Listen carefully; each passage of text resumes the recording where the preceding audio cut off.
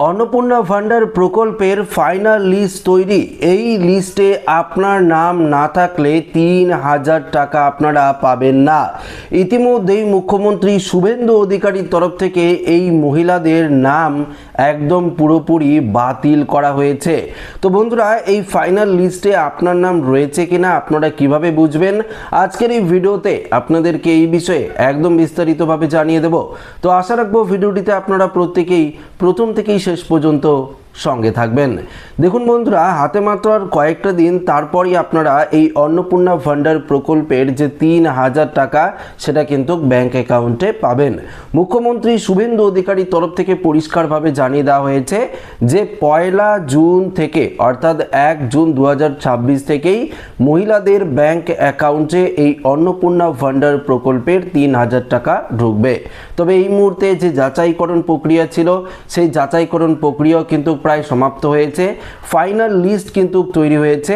তবে এই ফাইনাল লিস্টে আপনার নাম রয়েছে কিনা আপনারা কিভাবে বুঝবেন, আসুন আপনাদেরকে একদম বিস্তারিতভাবে জানিয়ে দিই। অর্থাৎ এই মুহূর্তে অন্নপূর্ণা ভান্ডার প্রকল্পকে নিয়ে যে গুরুত্বপূর্ণ আপডেটটি উঠে এসেছে সেটা আপনারা যদি শোনেন তাহলে পরিষ্কারভাবে বুঝতে পারবেন।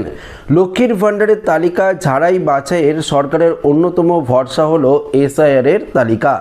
এই তালিকায় যাদের নাম বাদ পড়েছে তারা বাদ পড়তে পারে অন্নপূর্ণা ভান্ডার প্রকল্পের তালিকা থেকে। নতুনদের ক্ষেত্রেও একই নিয়ম রয়েছে। লক্ষ্মীর ভান্ডার প্রকল্প হলেও এখনই রাজ্যে বিজেপি সরকারের সবথেকে জনপ্রিয় প্রকল্পে পরিণত হয়েছে এই অন্নপূর্ণা ভান্ডার প্রকল্প। এই প্রকল্পের মাধ্যমে রাজ্য সরকারের মহিলাদের মাসে মাসে ৩০০০ টাকা করে দেওয়ার যে প্রতিশ্রুতি সেটা কিন্তু পূরণ করতে চলেছে। অন্নপূর্ণা ভান্ডার প্রকল্প চালু হওয়ার কথা ১ জুন থেকে, হাতে মাত্র আর কয়েকটা দিন বাকি রয়েছে। তবে এখন যারা লক্ষ্মীর ভান্ডার প্রকল্পের সুবিধা পাচ্ছেন তাদের নতুন করে আবেদন করতে হবে না, নতুনদের জন্য আবেদন বাধ্যতামূলক। অর্থাৎ আগে আপনারা যারা লক্ষ্মীর ভান্ডার প্রকল্পের টাকা পেতেন প্রত্যেকেই আপনারা অন্নপূর্ণা ভান্ডার প্রকল্পের টাকা পাবেন। এ নিয়ে আপনাদের নতুন করে আবেদন করার কোনো রকম দরকার নেই। কিন্তু যারা আগে লক্ষ্মীর ভান্ডার প্রকল্পে টাকা পেতেন না বা আবেদন করেছেন, আবেদন রিজেক্ট হয়েছে, বা এইমাত্র যাদের ২৫ বছর কমপ্লিট হয়েছে বা যারা অন্নপূর্ণা ভান্ডারে নতুন করে আবেদন করবেন তাদের জন্য পোর্টাল কিন্তু চালু হয়ে যাবে ১ থেকে ২ জুনের মধ্যে। আপনারা অনলাইনে কিন্তু আবেদন করতে পারবেন। শুভেন্দু অধিকারী মুখ্যমন্ত্রী হয়েই প্রতিশ্রুতি দিয়েছিলেন পূর্বতন সরকারের সমস্ত প্রকল্পই চালু থাকবে, তবে প্রকল্পের সুবিধা সকলেই পাবে না। মৃত ব্যক্তি অনুপ্রবেশকারীদের সুবিধা দেওয়া হবে না।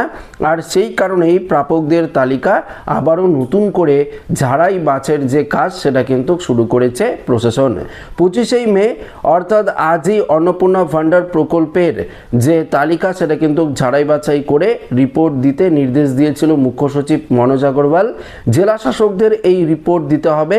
তালিকা মনিটরিংয়ের দায়িত্বে রয়েছেন অর্থ সচিব প্রভাত মিশ্র ও স্বরাষ্ট্র সচিব সঙ্গমিত্রা ঘোষ। প্রশাসনিক সূত্রে খবর, লক্ষ্মীর ভান্ডারের তালিকা ঝাড়াই বাছাইয়ের সরকারের অন্যতম ভরসা হলো এই এসআইআর তালিকা। এই তালিকায় যাদের নাম বাদ পড়েছে তারা কিন্তু অন্নপূর্ণা ভান্ডারের তালিকা থেকেও বাদ যাবে, যদিও এখনও পাকাপাকি সিদ্ধান্ত হয়নি। অর্থাৎ পাকাপাকিভাবে কোনো রকম কিন্তু সিদ্ধান্ত গ্রহণ করা হয়নি। বিশেষ করে খসড়া ভোটার তালিকায় প্রকাশের সময় যে ৫৮ লক্ষ এএসডিডি তালিকা বা শুনানির সময় আরও যে ৬ লক্ষ আনম্যাপ যে তালিকা ছিল বা ভোটার স্লিপ বিলির সময় দ্বিতীয়বার যাচাই করা অর্থাৎ এএসডিডি তালিকা দেখা হবে। তবে অ্যাডজুডিকেশনের কারণে নাম বাদ পড়ায় যারা ট্রাইব্যুনালে আবেদন করেছেন তাদের নাম তালিকায় থাকলেও আপত্তি নেই সরকারের। দেখুন, এখানে পরিষ্কারভাবে বলে দিয়েছে খসড়া ভোটার তালিকায় যে ৫৮ লক্ষেরও ওপরে ভোটারের নাম যেগুলো বাতিল হয়েছে তারা কিন্তু এই অন্নপূর্ণা ভান্ডার প্রকল্পের টাকা পাচ্ছেন না। এটা কিন্তু ক্লিয়ার কাট। এবার আপনাদের দেখুন, ফাইনাল যে লিস্ট বেরিয়েছিল সেখানেও যে ৬ লক্ষ ভোটারের নাম বাতিল হয়েছিল সেই সমস্ত ভোটাররাও কিন্তু এই অন্নপূর্ণা ভান্ডার প্রকল্পের টাকা পাবেন না। কিন্তু যারা প্রোজিনি ম্যাপিংয়ের মাধ্যমে ফর্ম ফিল আপ করেছিলেন বা যারা ট্রাইব্যুনালে আবেদন করেছেন, যারা ট্রাইব্যুনালে প্রোজিনি ম্যাপিংয়ে আবেদন করেছেন কিন্তু আপনার আবেদন ডিলিট হয়েছে বা আপনার নাম ডিলিট করে দেওয়া হয়েছে কিন্তু আপনারা ট্রাইব্যুনালে আবেদন করেছেন, তাদের নাম থাকবে আপাতত, তাদের নাম কিন্তু বাতিল করা হয়নি এই অন্নপূর্ণা ভান্ডারের লিস্ট থেকে। এটা কিন্তু পরিষ্কারভাবে জানিয়ে দিয়েছে। তো বুঝতেই পারলেন, খসড়া ভোটার তালিকায় আপনার নাম বাতিল হয়েছে মানে এই অন্নপূর্ণা ভান্ডার প্রকল্পের ফাইনাল লিস্ট থেকেও আপনার নাম বাতিল। অর্থাৎ এসআইআর এর চূড়ান্ত তালিকা থেকেও যদি আপনার নাম বাতিল হয়ে যায় সেক্ষেত্রেও আপনারা অন্নপূর্ণা ভান্ডারের লিস্ট থেকে পুরোপুরি বাতিল হয়ে গেছেন। কিন্তু ট্রাইব্যুনালে যদি আপনারা আবেদন করে থাকেন সেক্ষেত্রে আপনারা কিন্তু এই অন্নপূর্ণা ভান্ডার প্রকল্পের টাকা পাবেন যতক্ষণ না আপনার ভেরিফিকেশন প্রসেসটা কমপ্লিট হচ্ছে। কিন্তু ট্রাইব্যুনালে আপনার নাম যদি বাতিল হয়ে যায় তারপর কিন্তু আপনার নাম এই অন্নপূর্ণা ভান্ডার প্রকল্প থেকেও বাতিল করে দেওয়া হবে। দেখুন এখানে কি বলেছে, মূলত ভুতুড়ে বা ভুয়ো মৃত অনুপ্রবেশকারীদের নাম বাদ দিতেই এসআইআর এর তালিকার ওপর জোর দিচ্ছে বর্তমান রাজ্য সরকার। মোট কথা ঢালাও ছাড়া অর্থাৎ ছাড় দেওয়া হবে না সরকারি প্রকল্পে। অর্থাৎ আগে যেরকম সবাই পেতেন সমস্ত প্রকল্পের সুবিধা সেই সবাই কিন্তু পাবেন না, বেছে বেছে কিন্তু এবার যাদের পাওয়ার যোগ্য তারাই কিন্তু এই প্রকল্পের সুবিধা পাবে। প্রশাসনিক সূত্রে খবর, নতুনদের নামও যাচাই করা হবে এসআইআর এর তালিকা ধরে। দেখুন যারা নতুন করে আবেদন করবেন যদি আপনার নাম ভোটার লিস্ট থেকে বাতিল থাকে বা এসআইআর এর ফাইনাল লিস্ট থেকেও বাতিল থাকে সেক্ষেত্রেও কিন্তু আপনার নাম এই অন্নপূর্ণা ভান্ডারের তালিকা থেকে বাতিল হয়ে যাবে বা আপনার ভেরিফিকেশনটি হবে না, ভেরিফিকেশনটি কিন্তু ডিঅ্যাক্টিভ বা ফেলড হিসাবে বিবেচিত হয়ে যাবে। এই কাজ বিডিওদের নিজ দপ্তরের সরকারি কর্মীদের সঙ্গে বিএলওদের ব্যবহার করতে বলা হয়েছে, কারণ সংশ্লিষ্ট এলাকায় নাগরিকদের প্রত্যেকেই চেনে। নারী ও শিশু কল্যাণ দপ্তর একটি পোর্টাল চালু করেছে। ভোটের পরেই রাজ্য সরকারের সামাজিক সুরক্ষা প্রকল্পগুলির তালিকা খতিয়ে দেখার কাজ শুরু করেছে। এর জন্য বিএলওদের নিযুক্ত করা হয়েছে।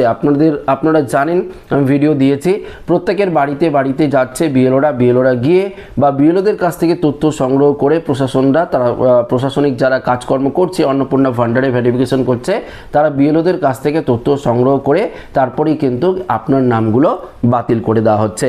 দেখুন অন্নপূর্ণা ভান্ডার প্রকল্পের সুবিধা পাওয়ার জন্য রাজ্যের নাগরিক কিন্তু অবশ্যই আপনাদের হতে হবে। বয়স যেটা বলেছে 25 থেকে 60 বছরের মধ্যেই আপনাদের হতে হবে। অন্য কোনো সরকারি প্রকল্পের সুবিধা পেলে চলবে না। সরকারি কর্মী আর পেনশন হোল্ডাররাও এই প্রকল্পের সুবিধা থেকে বাতিল হবেন। আধার কার্ড, ভোটার কার্ড, নিজস্ব ব্যাংক অ্যাকাউন্ট অবশ্যই আপনাদের লাগবে, তাহলেই কিন্তু আপনারা এই অন্নপূর্ণা ভান্ডার প্রকল্পের যে সুবিধা সেটা কিন্তু পাবেন। নতুনদের জন্য কিন্তু এই আপডেটটা রয়েছে। তো বন্ধুরা আশা রাখবো ভিডিওটি প্রত্যেকের ভালো লেগেছে। ভিডিওটি ভালো লাগলে লাইক করবেন, বন্ধুর সাথে শেয়ার করবেন, নতুন থাকলে চ্যানেলটিকে সাবস্ক্রাইব করে আমাদের সঙ্গে জুড়ে থাকবেন। ধন্যবাদ।